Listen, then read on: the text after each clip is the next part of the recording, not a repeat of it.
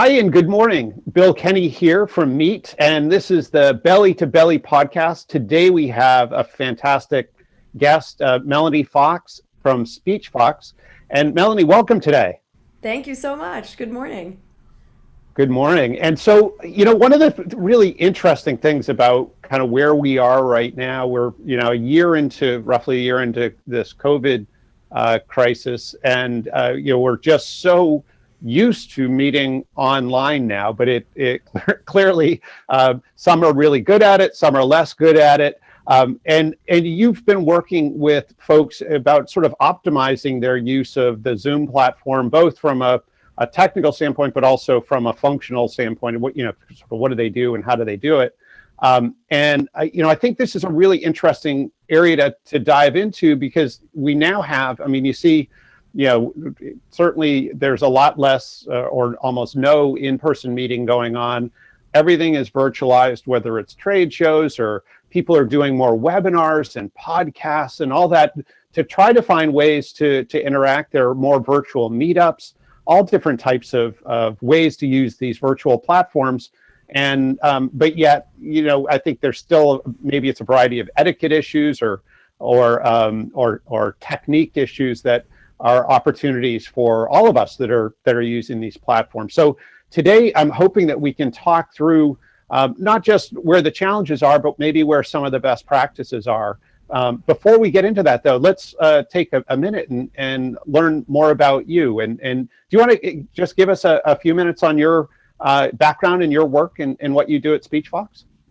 Sure. So again, I'm Melanie Fox. I founded Speech Fox about 20 years ago, a little bit informally at first and then more formally. And my specialty is coaching speech. So I'm a speech coach, but I specialize in a few things: accent reduction for folks from all over the world, including folks with regional accents in the United States that they feel like might get in the way, and then folks who are second language learners, or maybe it's their third or fourth language. So folks who speak English as a new language that they learned probably as a teenager or older, and so English is not a native tongue for them. So folks that need work on their accents are one of the primary sectors of my client base.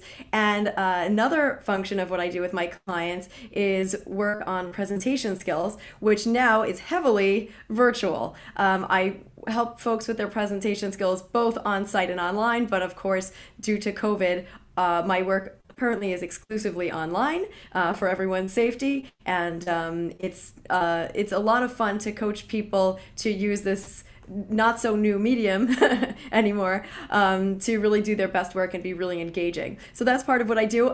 Some other facets of what I do: I am a dialect coach, so I help actors change their accent. Maybe they want to speak standard American English, and maybe they want to sound like they're from somewhere else in the world. So I do that as well. And most recently, I started work with a company called Mango Languages. It's the language app that I've loved the most for years, and I was a fan of it. I met some folks at a conference, got so excited about their product that a few years later, turned out I wound up trying to spread the love of world language learning. And they have, or we have an app and also live language lessons. So I'm the coach for English accent reduction, and when I meet people who need coaching on other languages, I do that through my partnership with Mango Languages. So that's sort of what I do in a nutshell, and it covers everything from communication in English to presenting online to communicating and presenting in another language in any medium. So I hope that sums it up. That's fantastic. No, thank you so much, Melanie. So I'm thinking that it would be good for us that obviously there are a few different personas who are using the virtual platforms. And, maybe the first one that comes to mind is that person who's hosting a webinar or some type of event like that, maybe an executive briefing or something of that nature. Let's talk through some of the things that you're seeing are important for that individual to consider, and maybe some of the challenges that you see people having in facilitating those type of meetings. Sure. So one of the first things, if somebody's asking me for my help in consulting on a presentation, the first thing I usually ask is, how big is the audience, what's the goal, and what do you envision this meeting or presentation to look like. And what the reason I'm asking this is to make sure they're choosing the right tool, or a tool that works well for that type of online meeting or event. For example, Zoom is, I think, far and away, I would guess, the most popular these days. And there are different flavors of Zoom. There's the regular Zoom meeting, like the one we're on now, which I think is very conducive for, you know, could be up to 50, 100 people if you're really, really skilled at manipulating Zoom. But if you're having a town hall or an event that's large, it has people coming and going, maybe harder to monitor who's coming, but maybe you want to take very close attendance at who's registered and who's signed up, and then keep tight control over that meeting and not have a lot of audience participation. Zoom webinar is probably the better tool. So I was working recently with a client, and again, they were good at participating in Zoom meetings and very comfortable with that, but not as familiar with running them. They were going to have potentially 100 guests. They wanted to collect the names of the folks who were signing up. They didn't know who they'd be. They might be posting a link, inviting people, wanted to capture that registration, and also wanted to make sure that people couldn't just unmute themselves or preventing Zoom bombings and things like that, to use some of the pandemic terms that have arisen. But one of the recommendations right out of the gate was, I think Zoom webinar is the right tool there. So you could tightly control everybody without having to worry about muting. And in that type of tool, you could promote people to panelists or assign people to be panelists so they could also share video and audio, but you don't have to worry so much about the folks coming in and out and accidentally unmuting and sharing video and things like that. You could also, in that type of case, have Q&A in a separate tab than the chat. You could also have specific chats to the presenters, but not chats among all of the participants. So for example, Zoom webinar in that case would probably be my recommendation. And the regular meetings on Zoom, if you are going to have a larger meeting, you want to assign someone to make sure they're in charge of muting, for example. I've been in so many Zoom meetings where somebody's off of mute that probably isn't supposed to be, and then either is having a side conversation, of course, probably a personal one, that they don't mean to be broadcasting, potentially involving their spouse or children or pets, even potentially taking the phone with them as they venture into other rooms, including perhaps a restroom or bathroom. And the person who's running the meeting is likely to yell, "Can you mute yourself?" And that person is probably the last one who's going to hear the request to mute themselves. They're obviously preoccupied and have abandoned the meeting in some form. So you probably want to have someone assigned to muting folks. And you may have to make that person a co-host, depending on how you've set up the meeting. But somebody should definitely be in charge of muting in a meeting that's, I'd say, more than 4 or 5 people. I think you want to know who's available to quickly mute. If you're having a PowerPoint presentation, you want to make sure that you have someone who is I'd say who's very well versed at PowerPoint and is also at a computer and not, or like a laptop or a desktop, and not using a mobile device. So if you have a presenter, you want the presenter to send the PowerPoint deck to this backup person, or have that PowerPoint, that talented PowerPoint user, to make sure that you don't spend 5 minutes saying, "Oh, I can't share my slides. Can you see them? Can you see them?"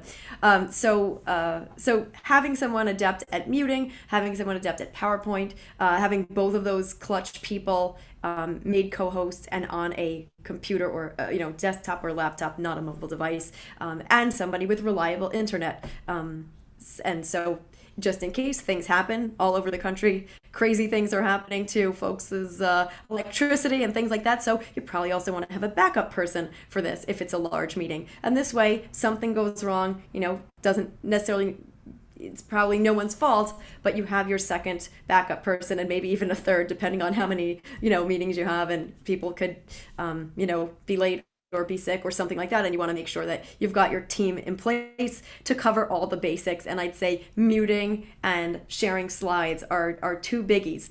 And one thing I'd like to add, if it's a meeting where you have a lot of people doing short introductions, say you tell people, okay, limit it to a minute, limit it to 30 seconds, even limit it to 2 minutes.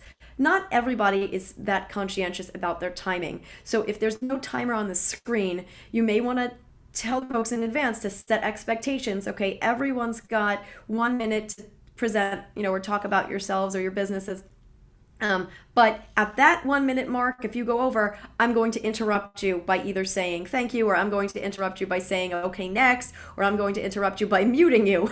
But expect that, and it's okay if you go over, but note that I will cut you off in some fashion. And this way, nobody feels you're being rude or picking on them, but you can move the meeting along. And it's also hard to move the meeting along if people don't have their expectations set. It could, quickly become a free for all in a long meeting, because if someone breaks the rules, well, then why can't I break those rules? And then, why can't I break those rules plus a few? So, that, I guess, that would be a kind thing to do to your audience, to set those expectations and move the meeting along, because I'm sure most meetings have a cutoff time. So there are a few things that you talked about there, and actually just sort of briefly mentioned that I think it would be interesting to maybe dive a little bit deeper into. So you mentioned sort of the timing issue and keeping anyone introducing themselves and whatnot sort of on time. And it's always interesting because, I see lots and lots of people facilitate meetings, and this is an area where people tend to struggle a lot because they don't want to hurt somebody's feelings. And it sounds to me like your focus is about how do we keep the audience happy and engaged, and we're gonna work, and we're gonna forecast for everybody who may be introducing themselves that this that we're gonna keep on schedule and listen for me to say thank you or next or whatever.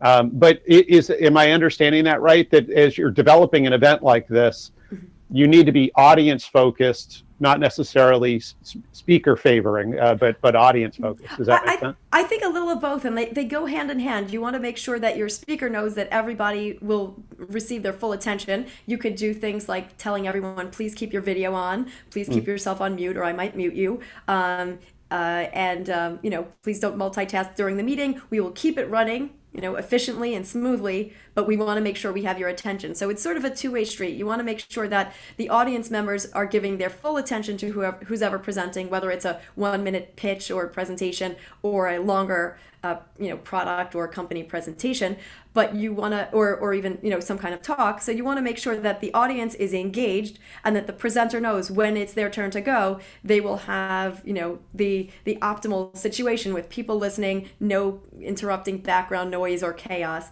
So it's a bit of a two-way street there, but setting the expectations early on, I think, is key. And it just sets up a Zoom or other virtual room full of respect and attention. And, to that point, you also want to make sure that you're picking times, for the presentation, for either short or long presentations, that makes sense. And that, if it's a very long meeting, maybe there is a short break. Breaks are a little bit tricky because once you give a break, not everybody comes back.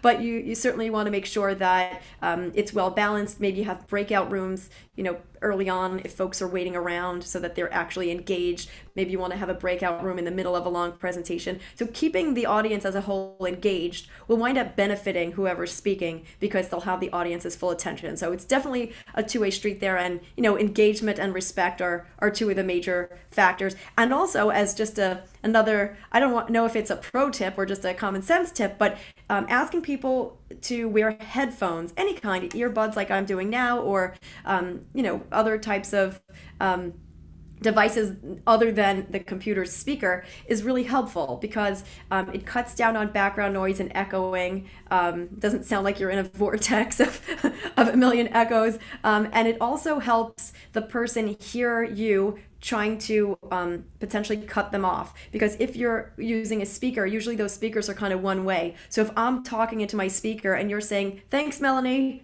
time's up, next, I may not be hearing any of that because there's sound coming out of my mouth going into those speakers. I may not hear your sound coming out. So having folks wear headphones is usually really helpful in making sure that you're cutting down on the echo and they're hearing your cues. So that could be another interesting tip if you've got especially a lot of return customers to your or members to your meeting, where you could say, okay, everyone, best practices, please wear a headset. It's going to help both you hear me and cut down on the background noise when you speak, so people will pay better attention to you. So again, two-way street there as well. Makes sense. Makes sense. So let's talk about for just a second is thinking in the context that a lot of people that are doing webinars, as an example, are doing it for business development, are doing it for building client relations, identifying maybe prospects in the process. So probably something where they're going to be sort of very audience centered and want to build an amazing experience. What should the opening of that webinar be in the frame, maybe at the framing of the topic and things like that? What are some of the things that, as a host, I might want to make sure to do as I'm welcoming people to my webinar? You mentioned some of the things in terms of sort of the functional parts of it, but are there some things I'd want to do from a host standpoint besides the sort of rules of engagement, if you will? Sure. So I think depending on the type of meeting, how fast you start that meeting with the sort of the guts of the meeting could be an interesting question. So for example, if it's a company meeting and you run the company and your employees are expected to show up on time because that's when they'll get the agenda and you'll dive into the conversation, you could probably set clear expectations that meeting starts running from minute one. But in a meeting where you've got potentially a lot of members coming in, maybe it's a paid organization where they don't, not everybody's working for this company. This is maybe a networking membership organization, or maybe it's a presentation where folks that don't know you are coming in. You may want to set that structure so there's a little bit of a buffer in the beginning for folks to come in and meet each other. So again, that idea of either having breakouts or some very organized type of conversation where a lot of people who want to participate can in the beginning. And then once you decide that you're pulling the trigger and that meeting officially starts, so maybe there's a 5 to 15 minute buffer for some of those other types of meetings where you can't force everyone to come in at the, log in at the same time. Or again, encouraging people to log in earlier than the meeting could also be helpful. Like the meeting, officially starts at 8, but we encourage folks to log in from, at 7:45 a.m. to network a bit. Something like that could be helpful. But then whatever time you've set for the real part of the meeting to start, making sure that you welcome folks in such a way that they know they're in the right place. To thank you for coming. We have folks from here, and today's meeting will focus on X. Maybe you have, if it's a meeting of an hour or longer, you probably want to show an agenda or at least read an agenda to let everyone know what to expect for the timing of that meeting, when they are to participate or when they have the opportunity to participate, maybe for the whole meeting, when there might be breakout sessions.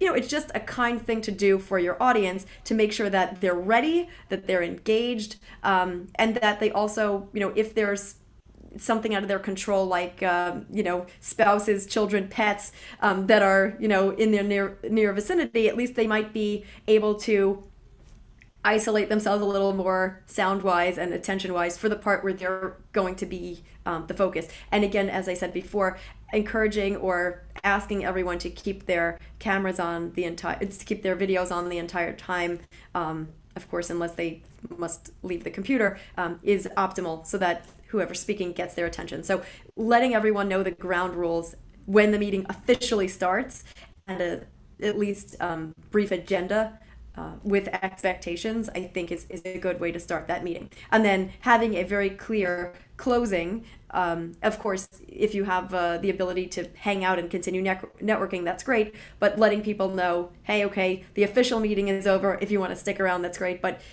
fading out and fading in doesn't feel like a good way to operate an efficient online meeting with a lot of engagement. So hard stops, agendas, and lots of setting expectations is, again, I think will generate engagement and respect among the participants and presenters.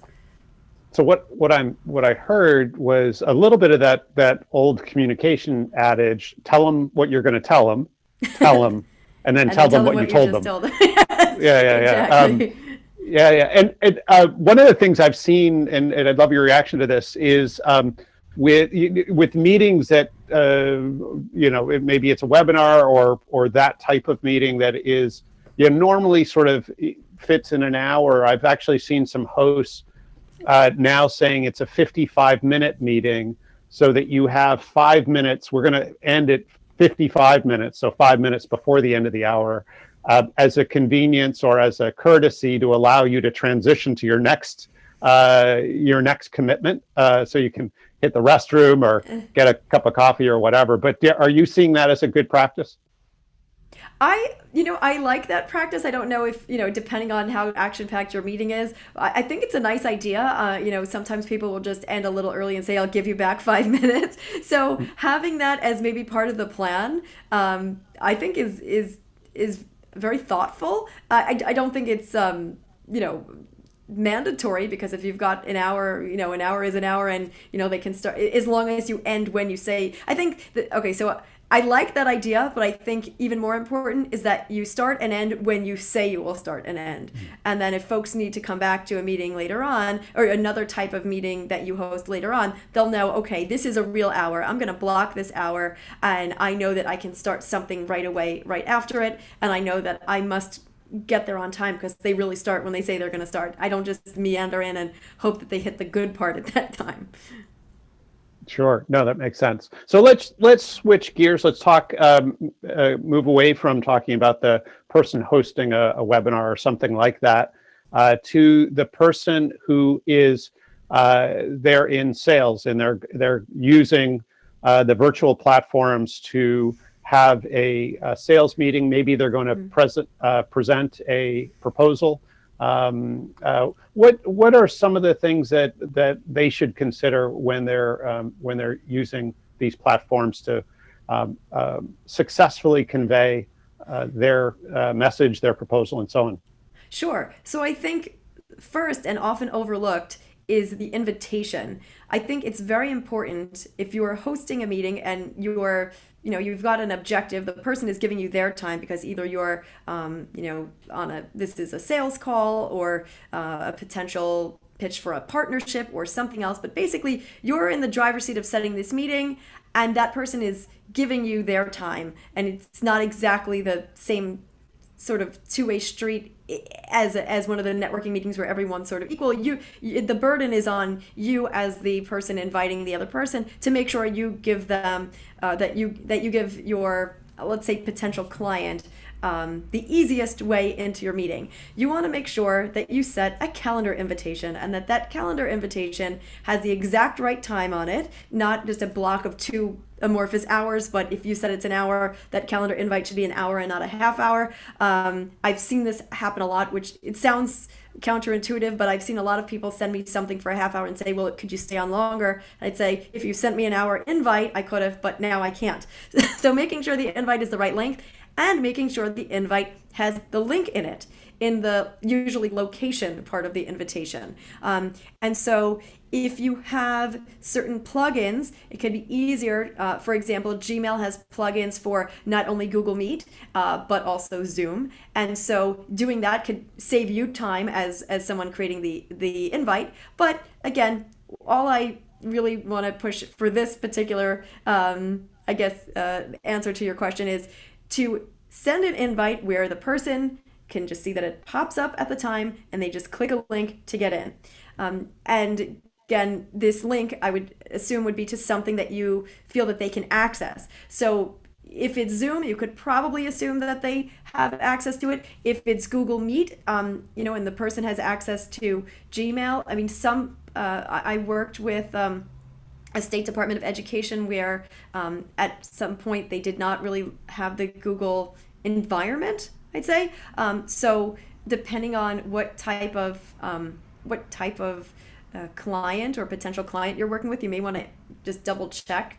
Do you have this installed? For example, Microsoft Teams is a great tool, I think, internally for Teams, but I don't think it's necessarily as easy client facing if you're not sure if your client, for example, has, you can certainly use it on Apple devices, but it may not be installed. So again, you may just want to double check with your client, is it okay that we meet on this platform? Also, I had a meeting recently with one of the companies that makes a platform, and it was not Zoom. So I made sure I did not invite, for example, someone who worked at Google to a Zoom meeting, or someone who worked at Microsoft to a Google Meet. So, just be careful to make sure you're not offending anyone with your platform choice, and that if it's not one of the typical platforms, that you ask the client if that's okay, and that your meeting is very easy to click at the right time with the right link, so that everybody's in and there's no struggle just to get on. If you have a platform that also allows a phone number dial in, it's great to put that in the notes, or even in an alternative for the location. So you could put this link or dial this number. If you're doing a heavily visual presentation, you probably want to make sure that they're not just dialing in by phone. They could log in and then add the phone, but if you expect them to visually see the presentation, also setting that expectation would be good, so you don't say, oh, I have an entire demonstration and PowerPoint deck, it's really visual, too bad you can't see it on the phone. That might be a frustrating start. So making sure you're choosing, again, just as a large meeting would, but it may be a little bit more sensitive if it's just you and the potential client. Which platform are you choosing? Do they have automatic access to it, and are you sending an accurate calendar invite with an easily clickable link? A lot of times with personal meetings, I'll see someone ask me for a time and then send me an email with the Zoom information in it, and I usually say, okay, I have to create my own invite, I have to take their Zoom link, plop it in here, and I'm already just slightly annoyed. Not annoyed because I have to do extra work, but annoyed because I would have done more for my potential client. So that's just the setup. Then make sure, if you're doing a presentation that has screen sharing, that you pick a tool that can easily screen share. If you're sharing video and your tool doesn't share video very well, that might not be a good choice. Oh, it's all, the participant in the meeting or the potential client might say, oh, I can't really see it, it's really choppy, or, oh, are you trying to share me the audio? I just hear echoing, right? You don't want to have your speakers blasting and that's the audio you're sharing. You want to make sure that you pick a tool that can share the audio, and that's one of the reasons that I think Zoom meeting is very popular, because there are check marks, and if you're sharing audio and video, you should know how to do this in advance. Hint, there are two boxes at the bottom left after you hit to share the screen. You want to pick just the screen you're sharing, not the whole desktop so they could see all the other stuff on your screen. You want to pick just the screen you're sharing, and you want to click to share audio and video on the bottom left. Zoom also came up with other tools. There are tabs you can click to show audio only. You can actually now click to share the video directly from a file. So there are a lot of other things to do, but make sure that you are totally in control of your presentation. And to do this, if you're not sure how it works, invite one of your other devices. If you're alone and say, well, I don't have another person to practice with, well, if you've got a computer and a phone, invite yourself. Maybe hit your video and go in the other room with your own participant, and see if in the other room with your phone, if you logged into that meeting, can you hear and see clearly? Or do you have someone else in your household or a friend that might, just let you do a dry run of practice with them? So again, making sure you've got the right tools and that you know how to use those tools. So that's just some bare bones to make sure you get started. I do have some tips on the presentation itself as well. If you'd like, Phil, should I continue with that? Yeah, that'd be great. Okay, so I know that was a mouthful. One of the things I should say is make sure you engage your audience and let them talk as well. So, Bill, I should pause and as a speaker, make sure do you have questions about anything I said, or is there something you'd like me to elaborate on before I walk over to presentation skills? No, I think you brought up some really good points. A lot of our audience are international companies that are coming into the US. So the idea of getting the calendar invite correct is really important, because there are different time zones as well. And so there's a lot of that to consider, and making sure that you're both showing up at the right time is really key. So let's talk about the presentation. So we've now gotten everybody there, that we're on time. We've gotten whatever technology so that we can share our screen and so on. How do we most effectively use the virtual platform to make an effective presentation, where we were so used to doing it in person? Now, obviously, we need to do it in a remote way. Sure. So, first, I'd say if I'm assuming that the person is on video, you want to make sure that you're well lit and that you have some kind of appropriate, aesthetically pleasing or plain background behind you. So as a presenter, I was actually encouraged by a networking buddy of mine. I'll plug Tina Larson if she's on. She got this really interesting light that's very, it's flexible in its positioning. It's also got an ability to adjust the amount of light coming out of it. So I realized I was not that well lit from the light fixture that was above me in my apartment. So I myself just recently upgraded my lighting system. And again, it could be just something at a desk that's basically illuminating your face. If you sit with a window behind you, you will start to look like that shady figure of the person who has no profile on Facebook or on LinkedIn. You'll just look like an outline of yourself and it'll be a bit creepy. It might look like you're, in a basement somewhere. So you definitely want to make sure that your face is lit and whatever's behind you is probably not moving. You want to make sure that you don't have people walking back and forth behind you, potentially not expecting to be on camera. Again, we'll use not camera ready to equal, potentially someone in their underwear. So you want to make sure that you probably have a wall or backdrop behind you. I have kind of a busy painting. This painting is of New Orleans and the French Quarter, and it kind of makes me happy. My clients often enjoy the bright colors, but if I was doing something, a little bit more serious or somber, maybe this would be a bad background for me, and I'd want to either, purchase a green screen and then use a virtual background, but got to be careful with the virtual backgrounds. But also, I could just, try to find a white wall or something like that. But a wall of something appropriate that's not moving around behind you. You don't want to have any, accidental Zoom appearances coming from your own camera. And virtual backgrounds are iffy. If you use a virtual background, you really should have a computer that is optimized for it. Some computers will tell you, like, the computer is not optimized for a virtual background, but you could still click it. It's pretty much telling you don't click that button, and it'll probably be choppy and, cut off your ears or, something like that. Maybe your eyes will turn into, whatever color it's trying to put on the back of your screen. So your eyes will become clear.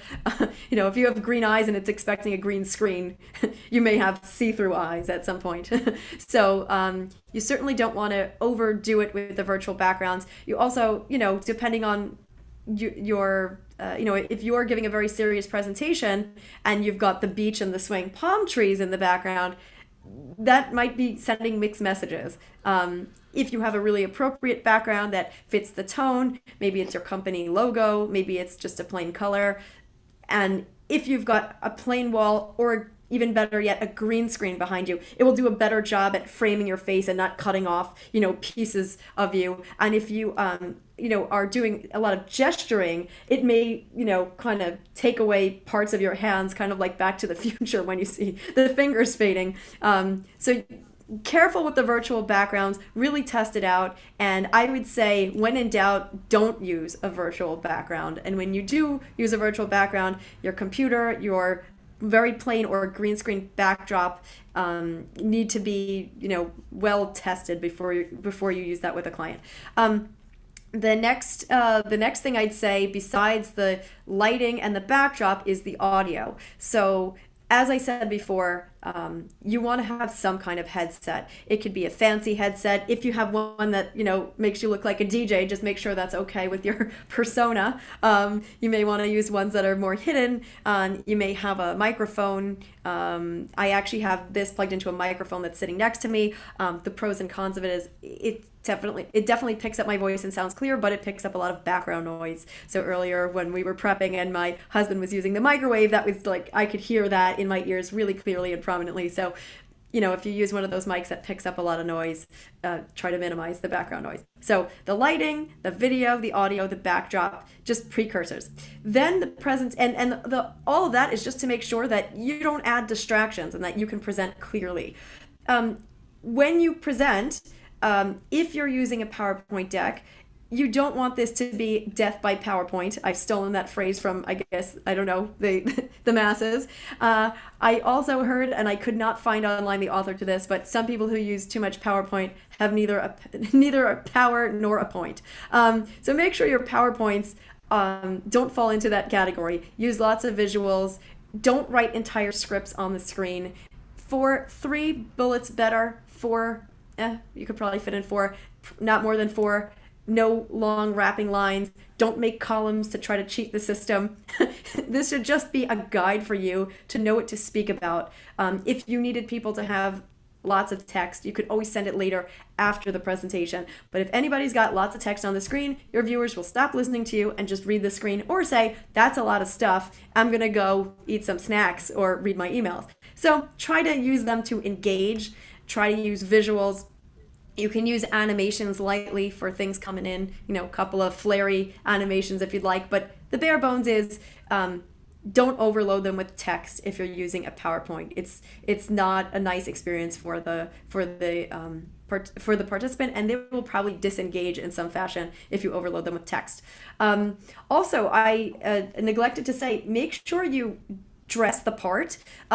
If you're doing a serious presentation and you're in a t-shirt, a baseball cap, look like you just rolled out of bed, this is not going to give a good impression to your speaker. If you're representing a company and you have a shirt with the company logo, that's fine. If you're just wearing something plain and tasteful, button-down shirt or whatever it is that's work appropriate. Again, if you're a personal trainer, you shouldn't have to dress in a 3-piece suit, but just appropriate to the vibe of your client. I've heard debates over whether it's okay to wear sweatpants or yoga pants on the bottom. I recently consulted with men's personal stylist Guy Tomlinson of Men of a Certain to ask him, what's your opinion? He's very much dressed head to toe like you're going to meet that client in person, because it sets your brain up to know what's that you're in a formal presentation mode.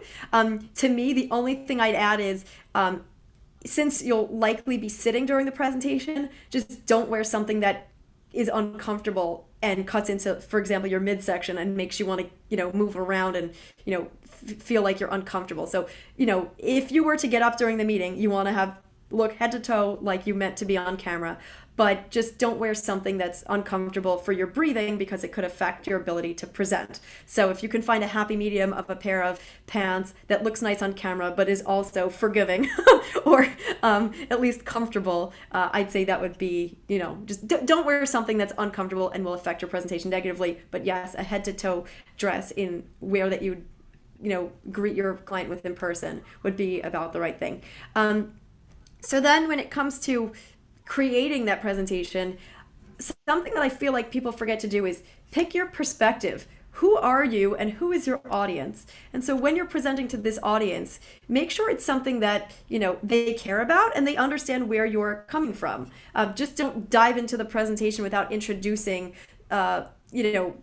who you are and why you're making that presentation and what the goal of the presentation is.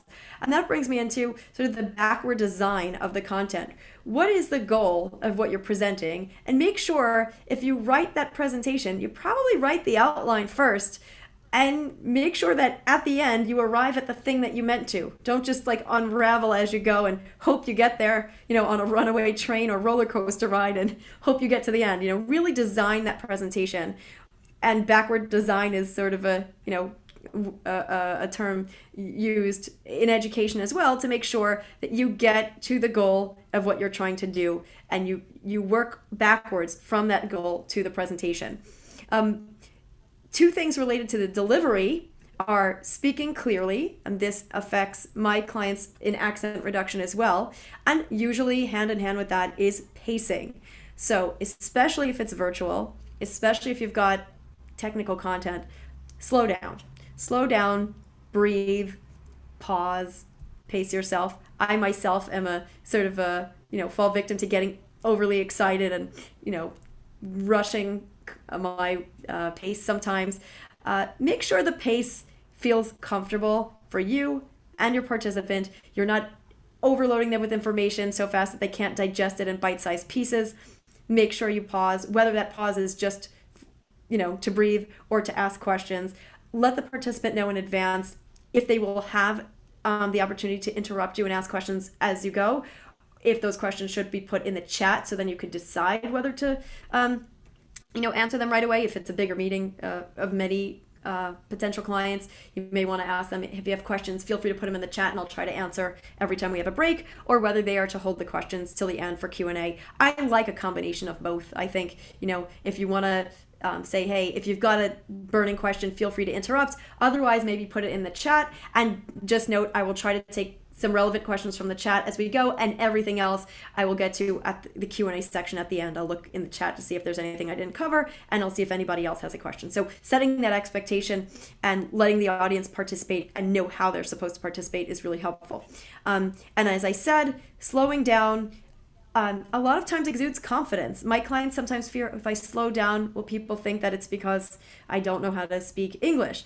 I think slowing down shows confidence. It shows being thoughtful. It allows you to think of what you're about to say, especially when answering questions before the answer just leaps out of your mouth. So slowing down, pausing, breathing, every time you would have punctuation in a sentence, giving that a bit of a pause, or, commas, periods, new paragraphs, things like that. They deserve some pauses. It also helps your, again, audience process what you just said. I do think that gestures also come into play, and gestures can also go along with emphasizing words. If you gesture every time you say any word, it just seems like, I will date myself to Crazy Eddie, who did commercials and said her prices are insane, and everything he said had flailing arms. But that was his brand. He was showing crazy. You don't want to exude crazy. You want to exude cool and confident and controlled. And so the gesture should go along with your emphasis, and probably be, something in the screen with your hands. So gesturing could be helpful, but don't over gesture. Gesture is for emphasis. If you emphasize everything, you emphasize nothing. Engaging with questions at specific points in the meeting is a good idea if you have a long meeting. And I'd say think of what these questions should be in advance. Make sure they have the type of the question is worded such that you get the type of response you meant. If you ask somebody for their life story, expect it to go on for quite a while. If you just wanted a couple yes nos, you could even put polling questions in if you have a larger audience, just to make sure that, again, you're engaging the audience when you can with well thought out questions that have answers that are probably the approximate size that you're looking for. And at the end of your presentation, you should probably have some kind of call to action in there. If you expect that there's another meeting, maybe you set that up during the end of the call, or if you say, I'll send you an email with follow-up information and then we can do X, Y, or Z, or would you like me to send you a price quotation, whatever it might be, the audience should, and you should be on the same page. You should have some shared knowledge about, what the next step is. And then finally, practice in advance so that you feel confident during this presentation with all of the things we said. Do a real dress rehearsal in the type of outfit or wear that you're going to have. If you're going to wear jewelry and there's going to be dangly earrings making noise, you want to find that out earlier and not wear those dangly earrings or pearls that are going to be jumping around and making noise. So make sure that, whatever you're about to do for this important client, practice it in the right wardrobe with the lighting and the, audio pieces, with the backdrop and the deck, and potentially invite yourself to that meeting. Record it. Watch it back. If you can't record your own Zoom meetings and watch them back because they're painful, think of what your clients are going through, or your potential clients. So I'd really, do as much as you can to control the content and the delivery style by practicing, inviting yourself, and or recording and watching those meetings back, and make sure that you're exuding the message, or you're delivering the message in the way that you mean to, and your audience will recognize that, and they'll see the effort that you put in and appreciate it. That's great. So the one thing that you mentioned that I think is interesting is, when you're, again, thinking in the context of somebody making a sales presentation or a proposal via the virtual media, What's your recommendation? Sitting versus standing. I think it's whatever makes you comfortable. Some people love standing desks and they're helpful. I mean, they're healthy. I've heard for you. It probably gets you. I'm guessing that being sedentary for long hours at a time is probably not the most helpful. But I have seen people that have standing desks doing a lot of swaying and moving, and that's distracting. So I would say, even if you have a standing desk for your general day, if you tend to be doing a lot of moving while standing in a distracting way, you may want to sit for your presentation. However, if you're really comfortable standing and you're nice and still and it gives you extra mobility and the camera's placed well, then great. So I would say, do what's comfortable for that presentation. But again, I know standing desks are good for you, but see if it, again, record yourself and see if having that standing desk is helping you project, which could be great, or if it's causing you to do a lot of extra movement.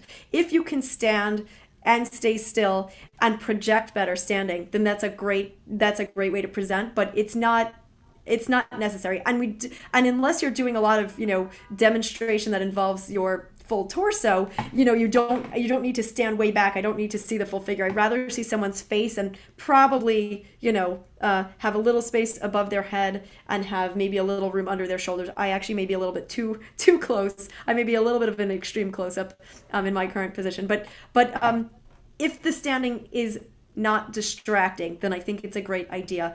But if you're not used to it, I wouldn't say, hey, go ahead and try standing for your presentation out of nowhere. It's probably something that involves some practice, and could be very good in, again, projecting, because you're not squishing your diaphragm by being seated. So that's a great idea, but not a must have, but a great idea if it's not causing distracting motions during the presentation. Sure. Okay, cool. Let's flip to kind of the last persona we want to talk about, and that's someone who is participating in a meeting. So let's just imagine it as let's say a virtual meetup, and they're looking to make as many good connections and get to know the audience as well as they can. What are, and let's imagine that maybe at the top of the meeting, everybody gets, say, 30 seconds or so to introduce themselves. What is that? How does that person best leverage the virtual media to both make the impression that they want, but also to make good connections? I think a lot of what we talked about in the presenter is applicable to the individual participant, because again, if you want to make connections with your other participants and potentially with that speaker, you want to make sure that you look professional, that you are engaged the whole time. You do not have your camera off. You don't look distracted. I mean, as someone who does speaking, if I see some of the audience members clearly looking like they're typing or multitasking or even on the phone in the camera, I see that person. If they reach out to me afterwards and say like, oh, your presentation was so engaging, I might remember that person and be like, oh, well, it would have been great if you were really paying attention during the meeting, but I'm glad to continue the conversation now. Maybe we could, connect a little bit better. And I'm just teasing with that example. I really haven't had that happen to me recently, but I see it happening a lot of times in meetings, and it certainly could. There could be someone that turned their camera off and is multitasking. So being, looking, as I said, well lit, well audioed, backdrop professional, and really paying attention is key, because even though you're participating, people can see you. If you're hiding by turning your camera off, it's almost like you're not there. So you're not, and if you just all of a sudden pop on to do your, 30-second or 1-minute spot and then pop off, people will notice that you did that, and they may be like, that person was just out for themselves. So people do make judgments. Some of them are snap judgments, and sometimes, they make sense. So people will see your behavior. So exuding a supportive, engaged, respectful behavior as a participant is really important too. If there is a chat, overly chatting during the meeting while somebody else is presenting could be rude. If there's an opportunity for you to put your contact information in right after you spoke, it's a great time to do it, like either maybe type it in the chat, but then hit enter like right as you're speaking or right after you're speaking. But doing it during another time makes it seem like you're not listening to what's going on right now. You're worried about typing your information and sharing it. Therefore, you're not being respectful. So I would say just careful with the chats. If you do meet someone during the meeting and you can private chat them and say, hey, I'd love to chat offline. Here's my email. That's a way to quickly reach out to someone and exchange information, but not be disruptive. If you are paying such great attention that you want to compliment someone who just spoke, that's a great idea if that's welcome in the meeting. Sometimes meetings like that, sometimes they don't. But if it's welcome to support other people and say that you thought what they just said was great, that's wonderful. But again, make sure it's well timed and not while someone else is speaking so that it looks like you're not paying attention. And then when it's your turn to speak, one thing I really stress is if you've got 30 seconds to a minute to talk about yourself, don't read. It makes it look like you don't know your own name or your company's name or what you do. If you have 30 to 60 seconds to introduce yourself, be present. Look into the camera. Don't look at the other people. Don't look at your own picture. Look into the camera as if you're speaking to the audience and, have it organized in your mind. Maybe write yourself some bullet points. You could even, if you wanted to cheat, you could put those bullet points like really high at the top, right under your camera. So it looks like you're looking into the camera and you just have that magic feather there in case you freeze and forget. But don't write out sentences. It will be very audible that you are reading and not speaking. And people rather engage with a friendly human who seems excited about what they do than a perfectly structured sentence that lacks personality and sounds read. So when it's your turn to participate, be present, be excited about what you do, have some idea of what you're going to say timed into the 30, 60, or 2-minute segment. And have a good ending. If you have a tagline about your business, if you don't have a tagline, you can repeat your name and your business name and maybe even the industry so people remember what it is that you do. So you sort of have a nice clean start, a nice capped off ending, and some in the middle that is not read off of a piece of paper. And if you just have such stage fright that first of all, if you're reading, you're probably looking down or sideways or have rustling papers. If you need something, then either use a Post-it right underneath your camera with like a couple words in bullet points, or a nicely placed notepad or Microsoft Word document, small, right underneath your camera. So you have it there in case you need to look down, but you're presenting yourself as you would in person, shaking someone's hand and telling them what you do. So being real, being present, being engaging and happy and excited is a lot better than being perfect. So that's what I would say there. And making sure that you're courteous to the time and that you don't have to be muted by the host. It's a nice feeling that you're in control of your own mute button and that you don't all of a sudden see you've been muted by the host, like, oh, I just annoyed everyone by not muting. Also, just a really quick tip, in one of my networking groups, I made a slide about this. A lot of times when people know they're up next, they will unmute themselves and then go, and what happens is the person who is speaking, who is on video, if you've got the speaker view, is all of a sudden it clips by you, clearly clearing your throat and revving yourself up to go and interrupting the last part of the other person's presentation. So clear the throat first, shake it out, do whatever you need to do, and then unmute yourself, not vice versa, because it's disruptive and people will probably chuckle at you just a little bit. It's okay, but not your best not your best first impression for the throat clearing, rather than you introduce yourself when you meant to. So that was really helpful. One of the things you mentioned fairly quickly was the idea of not talking too long.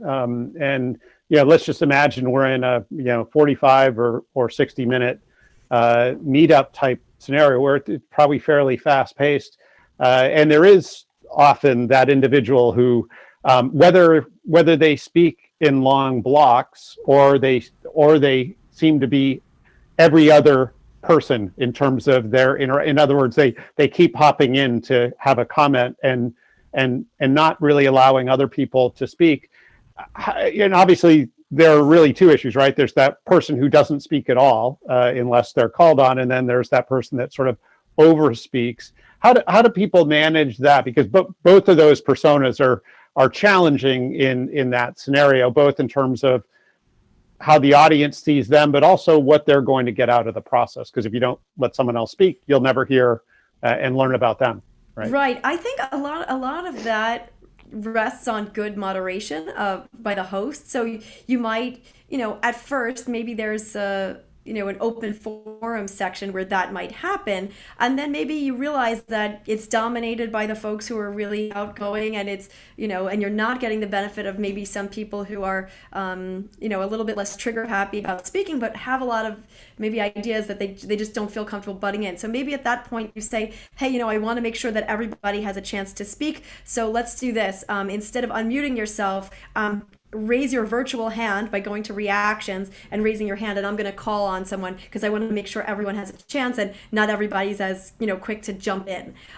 So I'd say, not if you see that behavior happening, and it doesn't always happen, but it could, and it may not, it's no one's fault, and maybe, for example, I'm a New Yorker. New Yorkers love to interrupt and jump in and do things like that. So if you've got a national or international forum, people may wait for silences. I was just on a virtual lecture by Deborah Tannen, who is a professor at Georgetown University, where I studied linguistics. Woo-hoo. So anyway, Deborah Tannen did a whole study on how New Yorkers have different interrupting styles than others. They feel like it's camaraderie when you butt in and talk over each other, and it's kind of a bit more of a hands-on sport, I guess, of having a conversation is more of a contact sport where you just jump in and get being aggressive shows you're involved, and being silent is bad because it shows that people have disengaged. So as soon as there's silence, somebody jumps in and fills it.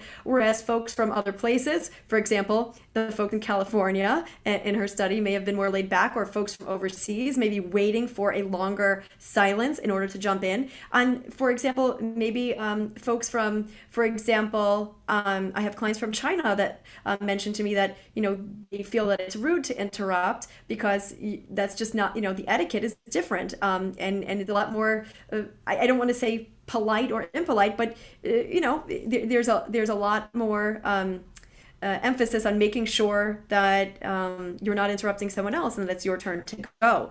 So knowing that there may be people from different cultural backgrounds or linguistic backgrounds, you want to make sure that you give everyone a chance. So if you catch that behavior, even though the forum was maybe intended to be open, maybe as the moderator you say, you know what, I want to make sure we hear from everyone. So let's do this. I'm going to mute everyone. Click that, either raise your physical hand or raise your virtual hand in the reactions tab or there are different, depending on what kind of presentation you're in or platform, there may be different things, but usually there's some kind of hand raise.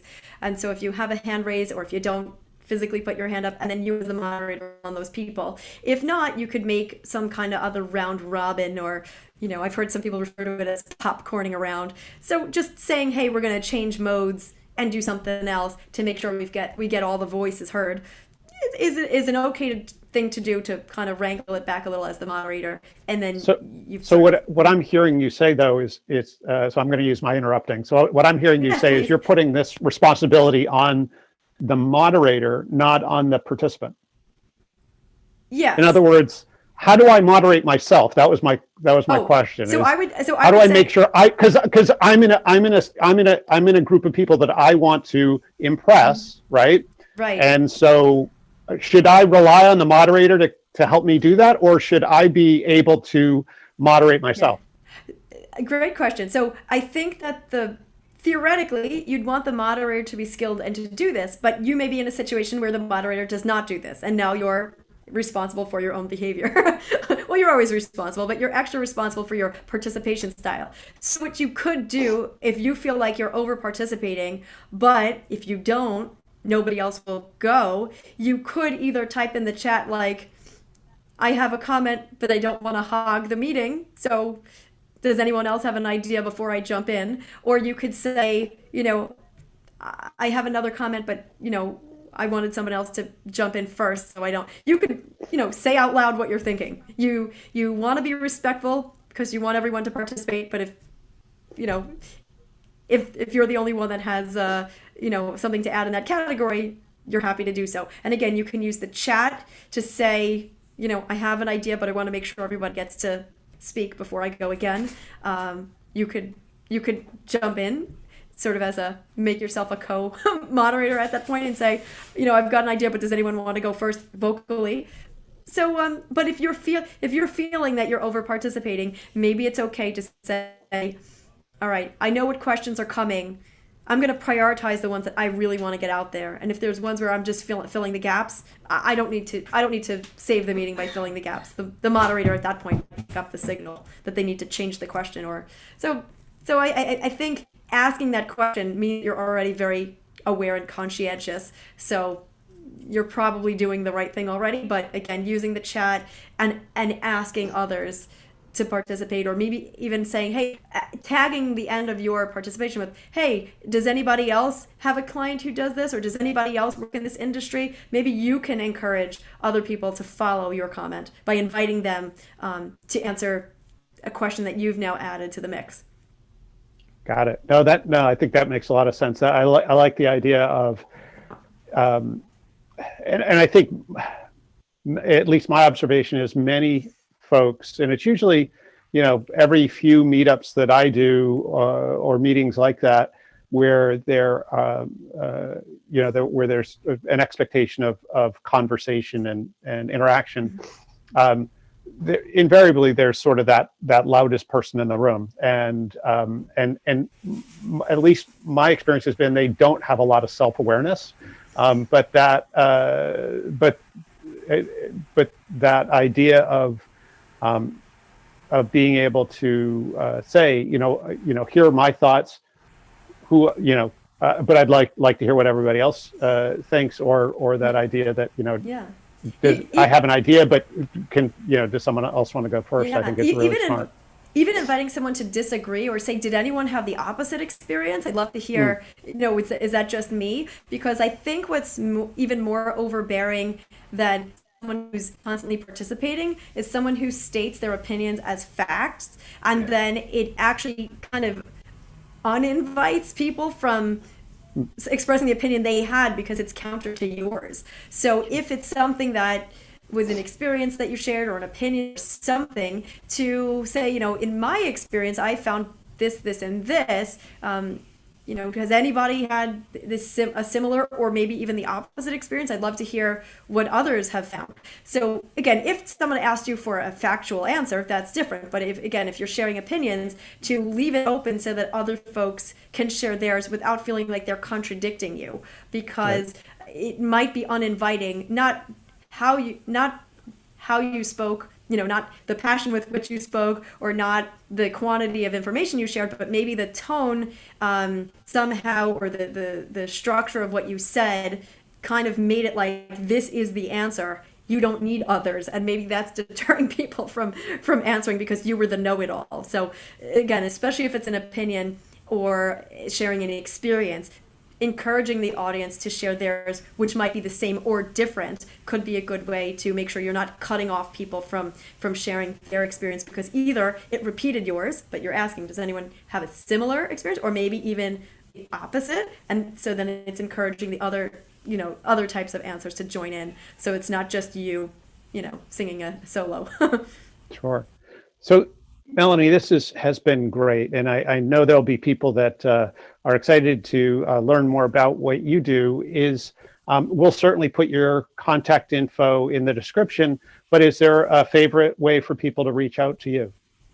Sure. So my website, www.speechfox.com, is a great way to reach out to me. On there, you can book an appointment, or you can contact me through that website. So that's probably the easiest way. And then if anything I mentioned, including Mango languages of interest, just contact me there. That's my kind of catch-all place to get messages. And again, whether you're interested in speaking about, presentations, writing maybe your quick elevator pitch, a tagline, working on accent, if an actor has listened and wants to work on dialect, or if anyone's interested in learning other languages, just write, find me there, and then I can make sure to, to write you back, either, email, or set up a phone call, or set up a Zoom call with all of these features that we mentioned as part of that call. And I will make sure if I send you an invite, it will have all the information in it with the right timing.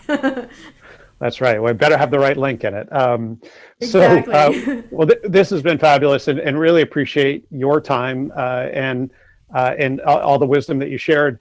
I want to encourage everybody that's watching to also make sure to like and subscribe to the channel so that you can keep up to date with all the great tips that are coming out and any updates. But thank you again, Melanie. I hope you enjoy the rest of your day. Thank you, Bill. And you are a wonderful host, because I have been at your Softland meetings and our Softland Partners meetings, and you run them very, very well using all of these types of techniques. So if anyone wants to catch a meeting that runs really well with a great involved moderator who makes sure everyone has a chance and the timing is precise, then you're a great example of that. Thank you so much. It was very kind. It was the nicest thing anyone said to me all day. So this is great. Well, and it's only 9:17 a.m. Eastern. Exactly. Thank you.